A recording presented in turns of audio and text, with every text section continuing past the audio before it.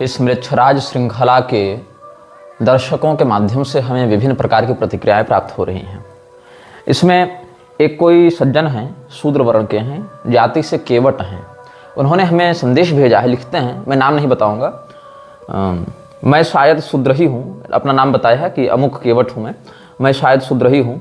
मैंने अपने जीवन में जाने और अनजाने में बहुत सारी गलतियाँ की हैं, और जब मैं गुरु जी के ज्ञान से जुड़ा, इन्होंने प्रभारी जी को मैसेज भेजा था, तो पता नहीं क्यों ऐसा लग रहा है कि मैं अपना जीवन व्यर्थ कर लिया है।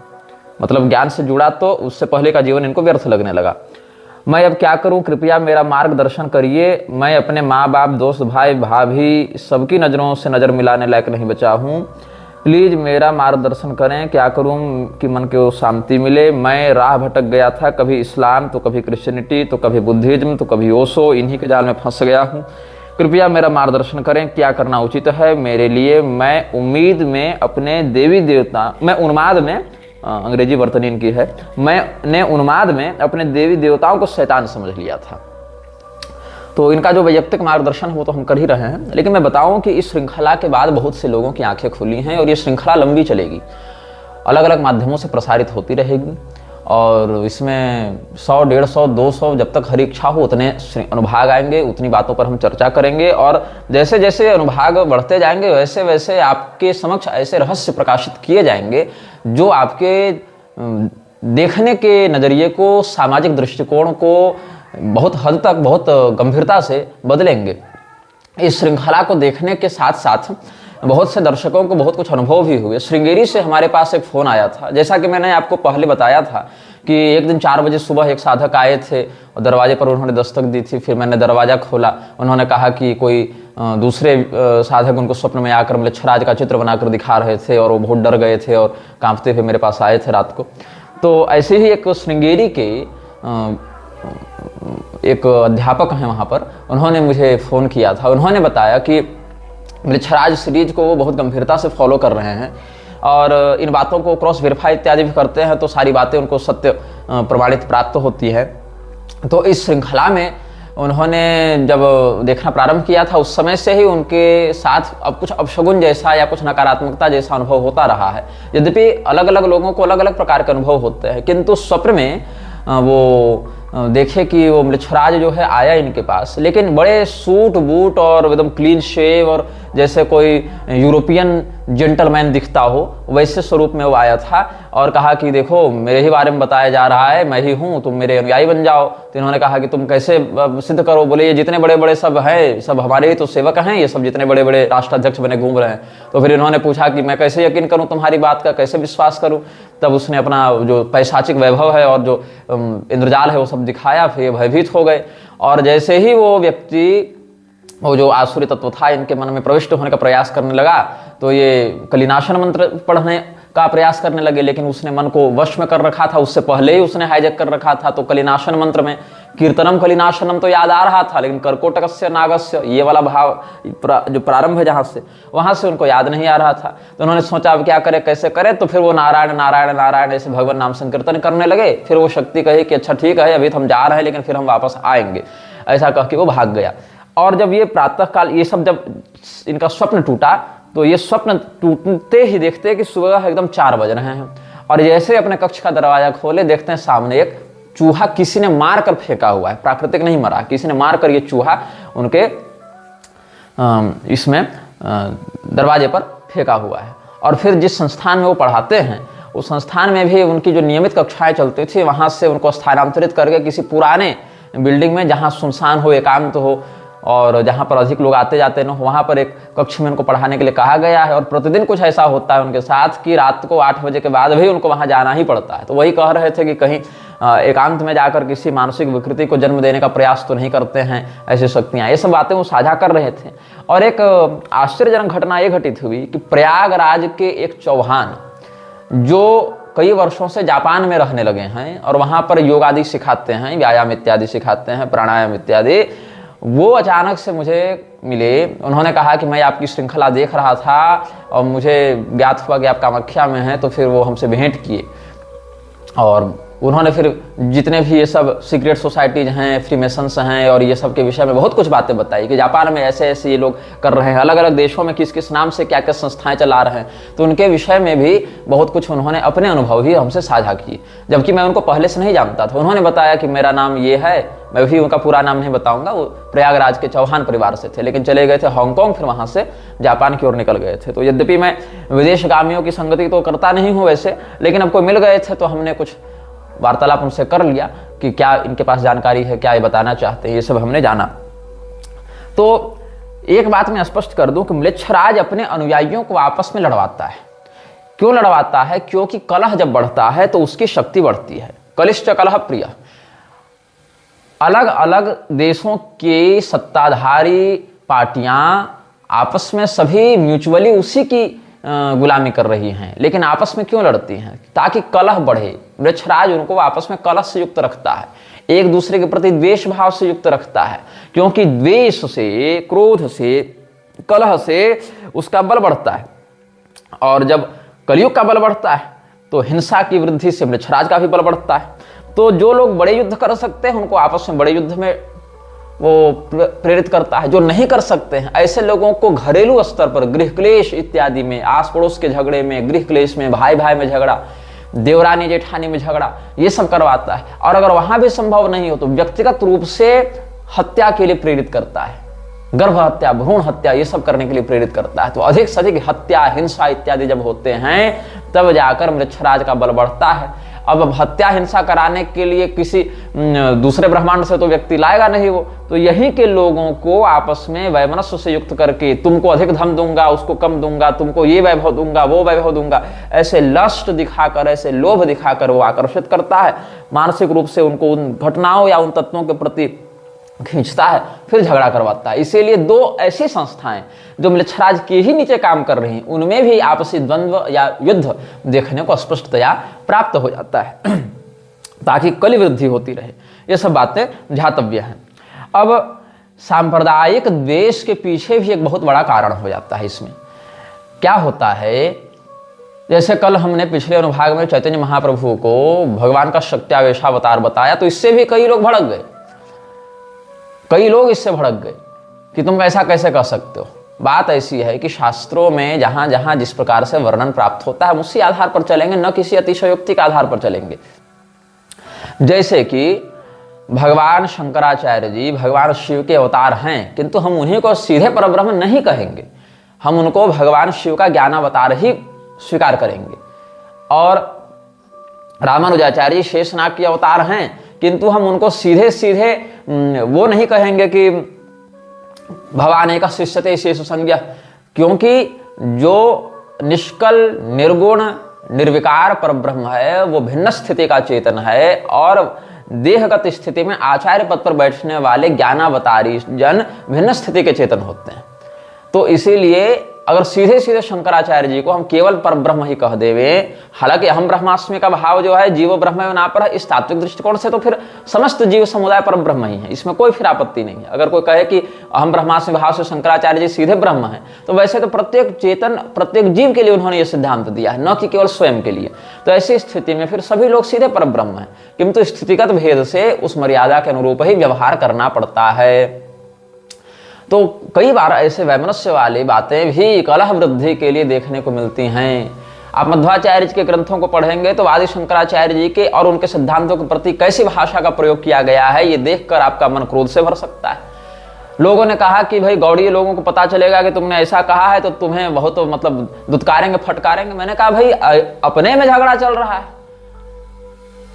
आप देखें तो गौड़ीय संप्रदाय में क्या भगवान कृष्ण को लेकर कलह नहीं है? वो लोग क्या कहेंगे, द्विभुज कृष्ण को, दो हाथ वाले कृष्ण भगवान को छोड़कर अगर तुम चतुर्भुज कृष्ण की पूजा कर लोगे तो वहां भी झगड़ा कर देते हैं कि नहीं नहीं, दो ही हाथ वाले की पूजा करनी, चार हाथ वाले को हम नहीं पूजा करेंगे। तो ये यहां तक वो भेद में घुसे हुए हैं, यहां तक। तो अलग अलग संप्रदाय में ये सब बातें हैं। आप देखें तो एक बंगाली ब्राह्मण हैं, उन्होंने ही हमें बताया था कि तंत्र रत्नाकर में गणपति जी का एक वचन उद्धृत है जहां चैतन्य महाप्रभु को आसुरी तत्व से युक्त बताकर कहा गया है कि वो शैव धर्म का विनाश करने आएंगे। अब इस बात से झगड़ा होगा कि नहीं होगा? इस बात से सांप्रदायिक वैमनस्य होगा कि नहीं होगा। और वैसे ही ये लोग उठाकर कहते हैं कि शिव जी जो हैं वो तो मायावाद का प्रवर्तन करने के लिए आए थे, वो तो प्रच्छन्न बौद्ध थे, वो तो वैदिक धर्म का विनाश करने आए थे, मणिमान नाम का दैत्य आया था, इस प्रकार से ये लोग भी कहते रहते हैं। यद्यपि इन सब विषयों पर हम विस्तृत लेखन व्याख्यान ये सब पहले भी शोधनात्मक समन्वयात्मक रूप से कर चुके हैं। तो दोनों एक दूसरे को गाली देने में लगे हुए हैं और दोनों अपने अपने वाले को सीधे डायरेक्ट परब्रह्म ही बताने में लगे हैं, लेकिन दूसरे के सत्व को, दूसरे के तत्व को, सत्व को, तत्व को स्वीकार नहीं करते हैं। केवल हमरे वाला मानो और हम जैसा कह रहे हैं वैसा ही मानो, ये झगड़ा सबका हो गया है। अस्तु, तो हम ये बता रहे थे आपको कि म्लेच्छराज की जो एक संस्था है जिसका नाम है फ्रीमेसन्स, फ्रीमेसन्स से बहुत सक्रियता से, प्रत्यक्ष भाव से जुड़ा हुआ एक परिवार है जिसको कहा जाता है फॉर्ड फैमिली। फॉर्ड फैमिली, अच्छा देखिए, जैसे हम आपको बता रहे थे कि विवेकानंद के विषय पर भी हम वीडियो बनाएंगे, तो लोगों ने कहा कि हम जो हैं सबके बारे में सुन लेंगे, विवेकानंद के बारे में नहीं सुन सकते हैं, इस्कॉन के बारे में नहीं सुन सकते हैं, प्रभुपाद के बारे में नहीं सुन सकते हैं। और प्रभुपाद ने रामकृष्ण परमहंस के विषय में जितनी गालियां बकी हैं वो तुम जानते हो कि नहीं जानते हो? प्रभुपाद ने रामकृष्ण परमहंस को क्या क्या कहा है, ये कभी उसके ग्रंथों में पढ़ना और नहीं पढ़ पाओगे तो मैं आगे के अनुभागों में तो बताने ही वाला हूं। अस्तु, हम आपको बता रहे थे कि कैसे फॉर्ड परिवार ने इस्कॉन को स्पॉन्सर किया, कैसे फॉर्ड परिवार फ्रीमेसन्स से जुड़ा हुआ है और कैसे फॉर्ड परिवार जू समुदाय का, यहूदी समुदाय का, जुडाइज्म का एक संक्रमण हिंदुओं के मध्य फैलाने वाला है, ये भी बताएंगे। जो लोगों को लगता है कि इस्कॉन हिंदू धर्म का प्रचार कर रहा है उनको भी बताएंगे कि क्यों इस्कॉन के मंदिर सरकार के अधिग्रहण में नहीं है लेकिन हिंदुओं के मंदिर सरकार के अधिग्रहण में है, क्योंकि इस्कॉन स्वयं को हिंदू नहीं मानता है। इस्कॉन स्वयं को इस्कॉन मानता है, इस्कॉन स्वयं को हिंदू नहीं मानता है। जो खुश होकर तुम लोग उछलते हो ना, इस्कॉन हिंदू धर्म का प्रचार कर रहा है, इस्कॉन हिंदू शब्द से ही नफरत करता है और इसका प्रमाण भी हम आपको देते जाएंगे। आप केवल सुनते जाइए, आप केवल इन तथ्यों से अवगत होते जाइए। तो हुआ क्या था, मैं आपको ये बता रहा हूं। जो बाइडेन, जो कि वर्तमान में अमेरिका का पूर्व राष्ट्रपति है, पिछली सत्ता उसी की थी, तो जो बाइडेन अभी 1 महीना भी नहीं बीता है, 19 जनवरी 2025 को आधिकारिक रूप से फ्रीमेसन का सदस्य बना है और इसके विषय में समाचार भी निर्गत किए गए थे। Joe Biden was declared a master mason at sight by the Prince Hall Grand Lodge of South Carolina on January 19, 2025। Master mason की उपाधि इसको प्राप्त हुई है प्रिंस हॉल ग्रैंड लॉज, जो साउथ कैरोलिना में फ्रीमेसन्स का एक ऑफिस है या उसका इंस्टीट्यूट है, वहां पर एक मुख्यालय जैसा है, वहां पर इसको ये उपाधि मिली है। और जो पहला राष्ट्रपति था जॉर्ज वाशिंगटन, वो भी फ्रीमेसन्स का उच्चाधिकारी रहा है। क्या कहते हैं freemasons, beginning with the nation's first president George Washington. और आधिकारिक रूप से सत्ता में रहते हुए फ्रीमेसन्स का जो उद्घोषित सदस्य रहा है वो कौन था? फॉर्ड परिवार का ही एक व्यक्ति था। क्या नाम था? Gerald Ford. इसके विषय में भी आप जान लें, ये 1913 ईस्वी में जन्मा था, 2006 ईस्वी तक जीवित रहा था और 9 अगस्त 1974 से लेके 20 जनवरी 1977 ईस्वी तक ये अमेरिका का राष्ट्रपति रहा था। कौन? गेराल्ड फोर्ड, गेराल्ड फोर्ड, या इस प्रकार से कुछ इसका उच्चारण होगा, तो गेराल्ड फोर्ड ही होना चाहिए। The most recent president to have undisputed membership is Gerald Ford, ये था। तो इसमें क्या हुआ है, हेनरी फोर्ड के विषय में हम बताना चाहेंगे। हेनरी फोर्ड वो व्यक्ति है जिसने फोर्ड फाउंडेशन की नींव रखी थी। फोर्ड फाउंडेशन बाहर से गाड़ियां बनाने का काम करता है, ऑटोमोबाइल का उसका बिजनेस है। और फोर्ड फाउंडेशन की जो टोटल मार्केट कैप है, जो टोटल उसका जो इकोनॉमिक वेंचर है, उसमें आप 5% मान लीजिए गाड़ियों का है और 95% मान लीजिए हथियार का है। फोर्ड फाउंडेशन का 95% जो पैसा है वो किस में इन्वेस्टेड है? युद्ध में, हथियार में, मिसाइल्स में, वेपन्स में, टैंक्स में, बंदूकों को बनाने में, आर्मर वाली गाड़ियां फौज के लिए बनाने में। मतलब 95% पैसा वो कहां लगाए हुए हैं। जैसे सैमसंग कंपनी से आपको क्या लगता है, सैमसंग किस चीज की कंपनी है? तो आपको लगता है सैमसंग मोबाइल बनाने की, टैबलेट बनाने की, लैपटॉप बनाने की कंपनी है। लेकिन सैमसंग अपने पूरी पूंजी के बहुत छोटे से हिस्से में ये काम करती है। सैमसंग का मुख्य जो कार्य है वो रियल एस्टेट का है, होटल्स का है, होटल चेन का है, रियल एस्टेट का काम है सैमसंग का मुख्य। और सैमसंग जो है वो बाहर से केवल स्वयं को एक मोबाइल कंपनी के रूप में एडवर्टाइज करती है। वैसे ही फोर्ड का बाहरी रूप है ऑटोमोबाइल कंपनी के रूप में, आंतरिक है उसका हथियारों के सेक्टर में इन्वेस्ट करने का। फिर से बैंकिंग सेक्टर में फोर्ड का बहुत बड़ा हाथ है। फोर्ड का बैंकिंग सेक्टर और हथियार सेक्टर दोनों में जितना इन्वेस्टमेंट है वो 95% काम में लगा हुआ है। हालांकि बैंकिंग सेक्टर जो है वो उसके लिए टर्सरी आता है, टर्सरी सेक्टर में आता है, क्योंकि हथियारों वाले पैसे को कहां वो इन्वेस्ट करेगा, का तो सूदखोरी में लगाएगा। सूदखोरी का लीगल प्रारूप क्या है? फिर बैंकिंग सिस्टम है। तो बैंकिंग सिस्टम में डायरेक्ट इन्फ्लुएंस नहीं है इकोनॉमी के दृष्टिकोण से, वो वाया हथियारों से है, वाया वो वेपन्स बनाकर बैंकिंग में अपना इन्वेस्ट करती है और बाहर से अपनी ब्रांडिंग को स्टेब्लिश करने के लिए गाड़ियों का आश्रय लेती है। ये फोर्ड कंपनी का एक सत्य है। तो फोर्ड कंपनी की नींव किसने रखी थी? हेनरी फोर्ड ने। और हेनरी फोर्ड क्या था? हेनरी फोर्ड फ्रीमेसन्स का एक उच्चाधिकारी रह चुका है। फ्रीमेसन्स मृक्षराज की एक बड़ी प्रसिद्ध और सक्रिय संस्था है। तो बता रहे हैं आपको हम, जो समाचार इसमें प्राप्त है आप सुनेंगे। At the annual meeting of the Supreme Council for the Scottish Rites Northern Masonic Jurisdiction held in September 1940 in Cincinnati, Ohio, George E. Bushnell, deputy for the state Michigan, presented the name of Henry Ford of Dearborn, Michigan, to receive the degrees of the right from the 4th to the 32nd, inclusive, and thereafter the 33rd degree, and asked for unanimous consent to ballot upon this nomination. The request was granted, and the ballot spread, and it proving to be clear, Henry Ford was declared to be elected to receive the degrees of the right from the 4th to the 32nd, inclusive, in some value of the jurisdiction in which the degrees were being worked under the direction of sovereign grand commander, and the 33rd degree after he has been duly created a sublime prince of the royal secret. 32nd degree, prince of the royal secret, freemasons के जो शाही रहस्य हैं उनका रक्षक राजकुमार, ये उपाधि किसको मिली थी? हेनरी फोर्ड को। हेनरी फोर्ड इनिशियली 4थे डिग्री का फ्रीमेसन्स था, लेकिन चूंकि इसमें यह प्रतिभा थी, यह वफादारी थी अपने उस पैशाचिक संस्था के प्रति कि इसने अपने व्यापारिक इन्फ्लुएंस से, अपनी तेज तर्रार दिमाग की स्थिति से उस समय जो स्कॉटिश राइट जो अनुभाग था फ्रीमेसन्स का, वो जो लाइनेज है नॉर्थर्न मैसोनिक ज्यूरिसडिक्शन के अंतर्गत, वहां के जॉर्ज ई बुशनेल, जो कि मिशिगन शहर का डेप्यूटी हुआ करता था, मिशिगन राज्य का डेप्यूटी हुआ करता था, उसने हेनरी फोर्ड का नाम प्रस्तावित किया कि इसको 4थे से लेकर सीधे 32वें डिग्री का प्रमोशन दिया जाए। मतलब आप ऐसा समझ लीजिए कि आपसे हवलदार और आप सीधे बन गए आईजी। आप कांस्टेबल, सीनियर कांस्टेबल मान लीजिए, एकदम जीडी तो नहीं थे, फर्स्ट सेकंड रैंक में नहीं थे आप 4th में थे, आप हेड कांस्टेबल थे, लेकिन आपको बना दिया गया सीधे आईजी। ये आप समझ लीजिए। तो इसके लिए बाकायदा वहां पर मीटिंग हुई और जब जॉर्ज ई बुशनेल ने इसके नाम को प्रस्तावित किया, हेनरी फोर्ड के नाम को, कब किया? सितंबर 1940 में ओहियो में ये हुआ था सम्मेलन। तो वहां पर जो बैलेट वोटिंग हुई एनोनिमस, वहां से उसको बढ़ोतरी का समर्थन दिया गया और फिर इसको 32nd डिग्री होल्डर बनाया गया और फिर वहां पर ये अच्छा काम किया, फिर इसको 33rd डिग्री होल्डर भी बनाया गया। अब आगे क्या हुआ?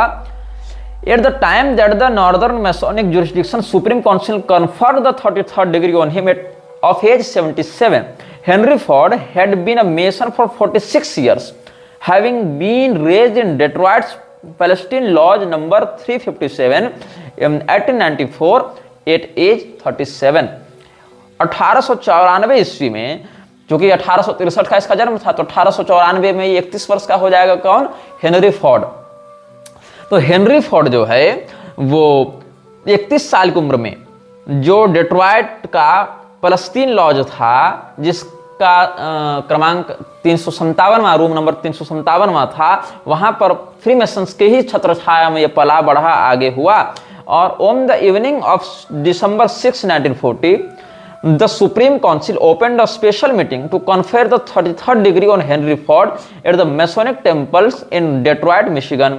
मिशिगन के डेट्रॉइट में 6 दिसंबर 1940 को एक स्पेशल काउंसिल बुलाई गई। सुप्रीम काउंसिल ने एक स्पेशल मीटिंग बुलाई। सितंबर 1940 में तो इसको ओहियो में दिया गया था 32nd डिग्री का प्रमोशन, और फिर दिसंबर 6 को 1940 ईस्वी में ही मिशिगन में इसको दिया गया 33rd डिग्री का promotion. The meeting open at 9 PM and was over at 11:45 PM।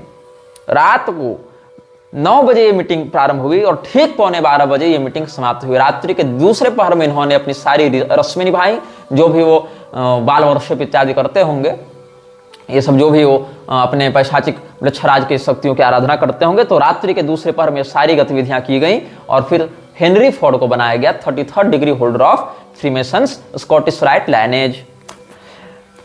Among those present were the men pictured in the photos above, वहां एक चित्र भी है, चित्र हम सार्वजनिक नहीं करेंगे। ओहियो का गवर्नर था जॉन डब्ल्यू ब्रिकर, वो भी 33 डिग्री होल्डर था। सोवरेन ग्रांड कमांडर था कनाडा का सुप्रीम काउंसिल का जो था जॉन ए रोलैंड, वो भी 33 डिग्री होल्डर था। सोवरेन ग्रांड कमांडर था नॉर्दर्न मैसोनिक जुरिस्डिक्शन का मेलविन एम जॉनसन, वो भी 33 डिग्री होल्डर था। और मिशिगन का जो डेप्यूटी था और बाद में जो सोवरेन ग्रांड कमांडर भी बना मिशिगन जुरिस्डिक्शन का, जॉर्ज बुशनेल, वो भी 33 डिग्री होल्डर था। इनके साथ पांचवा ये कौन था? Henry Ford. While Ford was unquestionably the most well-known person in the room that evening, two other men pictured in the photo above were not only well-known within Scottish Rite Freemasonry but were at the same time luminaries in the legal field. अब Freemason से जुड़े दो लोग वहां पर और थे जो फ्रीमेसन्स के सदस्य थे और बाहर कानूनी जगत में उनकी बड़ी अच्छी पैठ थी फोर्ड के साथ। फोर्ड तो व्यापारी होने के कारण प्रसिद्ध था ही, लेकिन दो लोग वहां उस रूम में और थे जो फ्रीमेसन्स के ही सदस्य थे, स्कॉटिश राइट लाइनेज के थे ये लोग, और वहां पर कानूनी जगत में बड़ी उनकी प्रतिष्ठा थी। कौन कौन थी लोग? तो जॉर्ज बुशनेल जो चीफ जस्टिस था मिशिगन सुप्रीम कोर्ट का, और मेलविन जॉनसन जो था वो बॉस्टन यूनिवर्सिटी लॉ स्कूल का डीन था। ये दोनों जो थे उस रूम में, ये इन सामाजिक पदों पर भी न्यायपालिका में भी ऐसे बैठे हुए थे। जॉन ब्रिकर जो था वो ओहियो का गवर्नर था, वो भी लीगल फील्ड में काम कर चुका था। वो ओहियो के अटॉर्नी जनरल के रूप में 1933 से 1937 ईस्वी तक काम कर चुका था और उसके बाद गवर्नर भी बना था। और फिर 12 साल के बाद वो 47 ईस्वी से 52 ईस्वी तक, 33 से 12 उधर जोड़ लेंगे तो, और 37 तक ये रहा था, 33 से 37 तक, फिर लगभग 12 साल ये ओहियो का यूएस सीनेटर भी रहा था, फिर लॉ प्रैक्टिस में भी ये घुस गया था। तो जो हेनरी फोर्ड है उसकी हमने आपको कुंडली दिखा दी कि हेनरी फोर्ड क्या था, कैसा था। और हेनरी फोर्ड का जो परपोता है एल्फ्रेड ब्रूस फोर्ड, जिसका जन्म 1950 में हुआ था, वो किसका स्पॉन्सर था? अम्बरीश दास के नाम से ये अपने आप को बदल लेता है। कौन? Alfred Bruce Ford. ये प्रभुपाद का सबसे बड़ा इन्वेस्टर में से एक था। आप गूगल में एक सर्च करेंगे term ISKCON relationship with juice, JEWS, या इस्कॉन एंड जूस, या जूज इन्फ्लुएंस इन इस्कॉन, ऐसे आप कीवर्ड सर्च करेंगे तो आपको यह ज्ञात होगा कि इस्कॉन की जो जीबीसी है, जीबीसी मतलब उसकी जो केंद्रीय गवर्निंग बॉडी है, आप मान लीजिए, जो पूरे विश्व में इस्कॉन की गतिविधियों को रेगुलेट करती है, इस संस्था में घुसे हुए बड़े बड़े उच्चाधिकारी अधिकतर यहूदी हैं, घोषित रूप से यहूदी हैं, बड़े बड़े बैंकर्स हैं, इन्वेस्टर्स हैं। ये इस्कॉन को रन कर रहे हैं। कोई हिंदू धर्माचारी इस्कॉन को नहीं रन कर रहा है, यहूदी रन कर रहे हैं इस्कॉन को, पैसे से भी, पॉलिटिक्स से भी, औकात से भी। और इस्कॉन को पैसा भी इन्होंने नहीं दिया, इस्कॉन को प्लेटफॉर्म भी इन्होंने दिया, इस्कॉन को वर्ल्ड वाइड इन्हीं लोगों ने पहुंचाया। और मैक्सिको के फ्रीमेसन लॉज में बाकायदा प्रभुपाद गया भी था और उसका प्रवचन करता हुआ चित्र हमने आप सबों को सार्वजनिक रूप से पिछले अनुभागों में बता भी दिया था, दिखा भी दिया था। तो हम आपको अल्फ्रेड फोर्ड के विषय में बता रहे थे। आपको जो गेराल्ड फोर्ड है अमेरिका का राष्ट्रपति। तो जिस समय गेराल्ड फोर्ड अमेरिका का राष्ट्रपति था, उसी समय अल्फ्रेड फोर्ड ने प्रभुपाद को इन्फ्लुएंस करना प्रारंभ किया था। तो अल्फ्रेड फोर्ड जो है वो कौन है? Alfred Bruce Ford, also known as Ambarish Das, is an American businessman and the great grandson of Henry Ford, founder of the Ford Motor company. Prabhupada के पूरी कुंडली बताने से पहले हम आपको दोनों लाइनेज बता रहे हैं। एक पिछले अनुभाग में बता दिए कि प्रभुपाद की जो गुरु परंपरा है उसका फर्जीवाड़ा क्या है, और प्रभुपाद के जो इन्वेस्टर्स हैं, जो उसके इन्फ्लुएंसर्स हैं, जो उसको प्लेटफॉर्म देने वाले लोग हैं, वो किस प्रकार से मृच्छराज की संस्थाओं से जुड़े हुए हैं। दोनों बातों को जब हम एक साथ लाएंगे, कहां से उसको रूप मिला, नाम मिला, मंत्र मिला, और कहां से पैसा मिला, दोनों को लाकर जोड़ेंगे प्रभुपाद पर, फिर आगे बताएंगे कि इसने क्या क्या कर्मकांड कर रखे हैं। तो हेनरी फोर्ड के विषय में आपको हम बता चुके हैं कि कितने गहराई से ये घुसा हुआ था फ्रीमेसन्स में, और उसके एक उच्चाधिकारी के रूप में ये प्रतिष्ठित था। उसी के परपोते अल्फ्रेड फोर्ड ने प्रभुपाद से मिलकर दीक्षा ली थी और नाम रखा था अम्बरीश दास। तो ही has been an initiated disciple of AC Bhakti Vedanta Swami Prabhupada since 1974। ये 1974 में दीक्षा लेता है किससे? प्रभुपाद से। कौन? Alfred Ford. अल्फ्रेड फोर्ड कौन है? अमेरिका का एक प्रसिद्ध उद्योगपति है। किसका परपोता है? हेनरी फोर्ड का। हेनरी फोर्ड कौन था? हेनरी फोर्ड फोर्ड फाउंडेशन का संस्थापक था, प्लस हेनरी फोर्ड फ्रीमेसन्स में 33 डिग्री होल्डर था। ऊपर से जो गेराल्ड फोर्ड है वो किस समय था राष्ट्रपति अमेरिका का? 1974 से 1977 तक। 1974 में गेराल्ड फोर्ड बनता है अमेरिका का राष्ट्रपति, और 1974 में ही अल्फ्रेड फोर्ड जो है वो दीक्षा लेता है किससे? प्रभुपाद से। देख रहे हो कनेक्शन? इतना स्पष्ट कनेक्शन भी नहीं दिख रहा है तो फिर जाकर अंधे हो जाओ।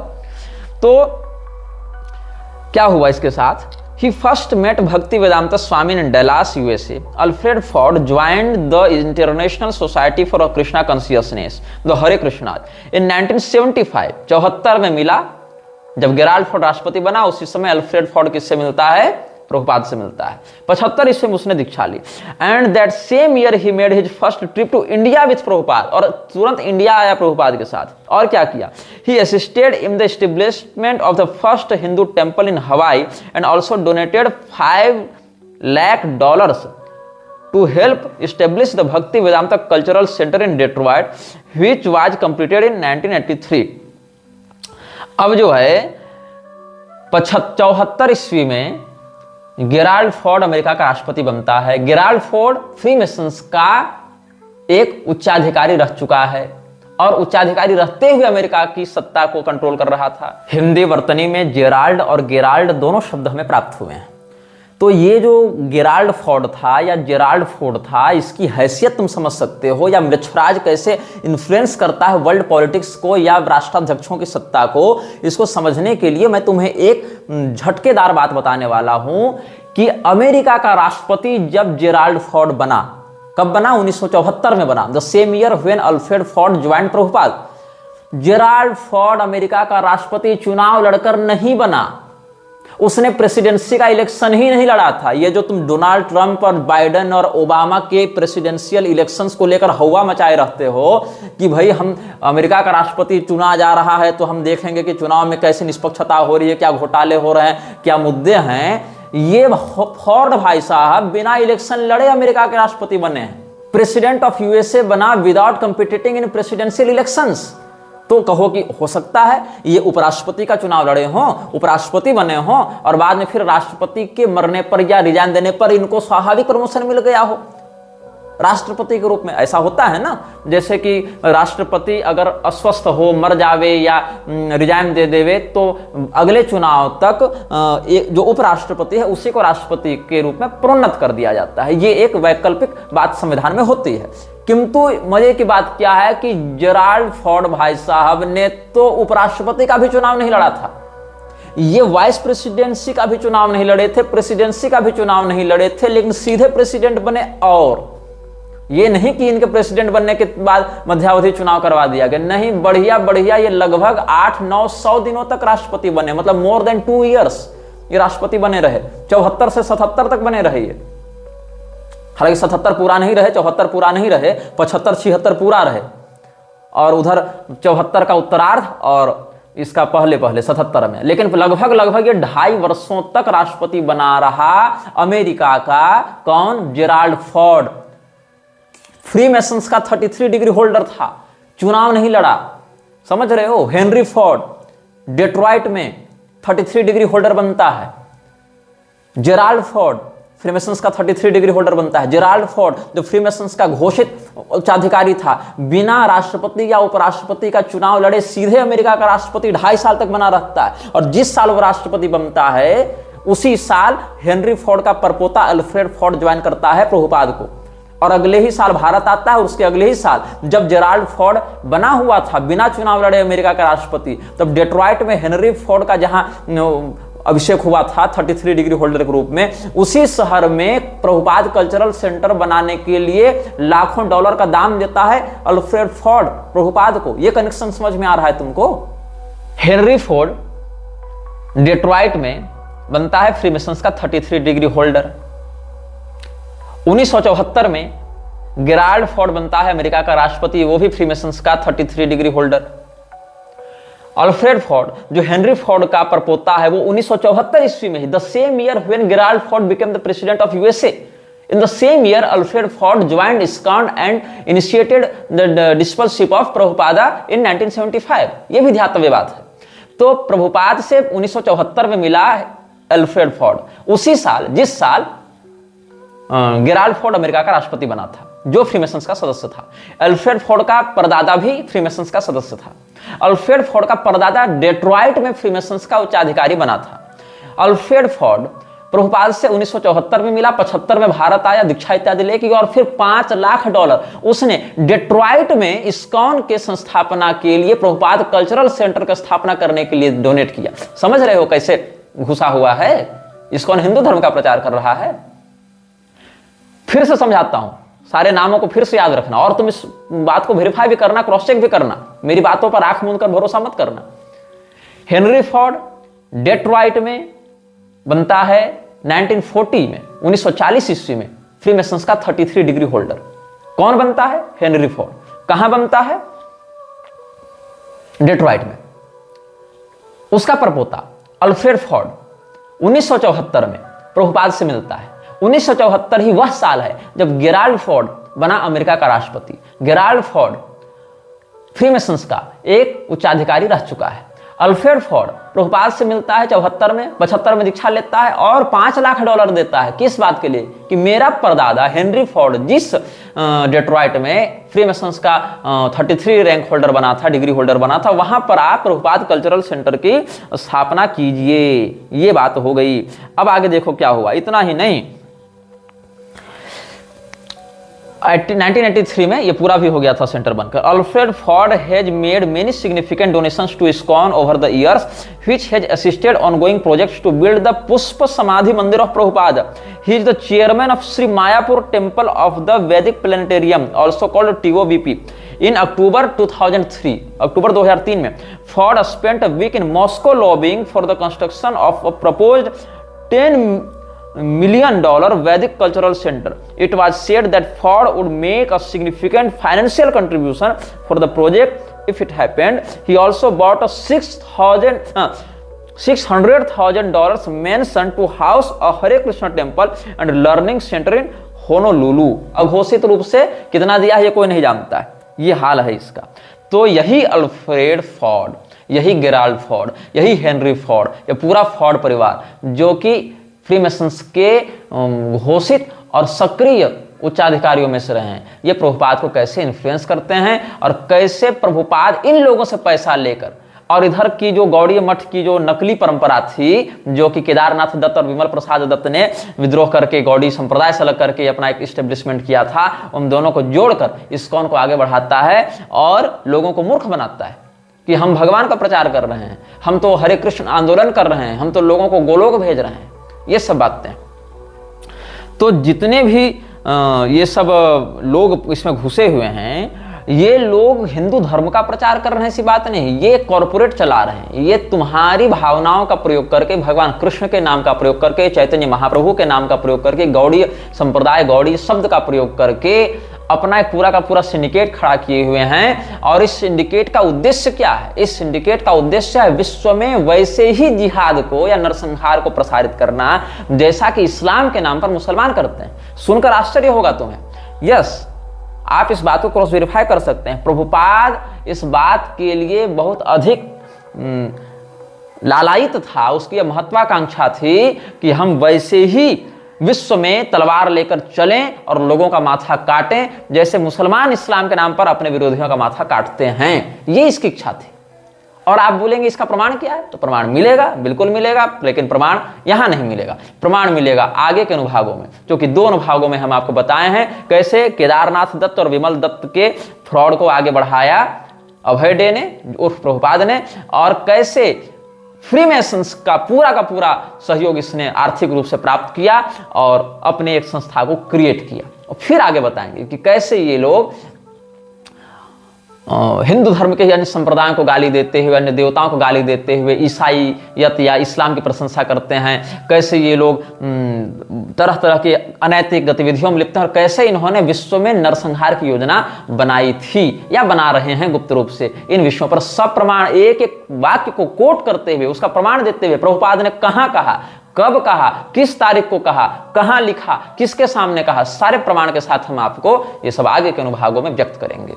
यह वीडियो जल्द ही हटा दिया जा सकता है। कृपया थर्ड पार्टी ऐप्स का उपयोग करके डाउनलोड करें। आप इस वीडियो को अपने चैनल पर फिर से अपलोड भी कर सकते हैं।